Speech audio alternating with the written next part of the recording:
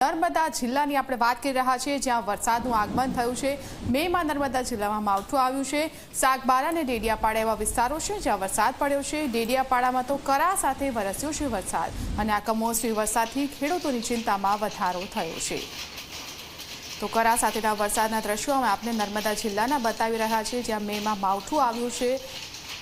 સાગબારા અને ડેડિયાપાડાના દ્રશ્યો છે, જ્યાં કરા સાથે ખાસ કરીને ડેડિયાપાડામાં વરસાદ વરસ્યો છે, અને આ વરસાદ ખેડૂતોની ચિંતામાં વધારો કરી રહ્યો છે, કારણ કે જ્યારે પાકને તાપની જરૂર હોય છે ત્યારે જ આ વરસાદ આવી રહ્યો છે। કેટલાક સ્થળોએ પાણી પણ ભરાઈ ગયા છે, અને આ વાદળછાયા વાતાવરણ અને વરસાદના કારણે પાકને નુકસાન થશે તેવી ખેડૂતોમાં ભીતિ જોવા મળી રહી છે, અને તેના કારણે જ જગતના તાતની ચિંતામાં વધારો થયો છે।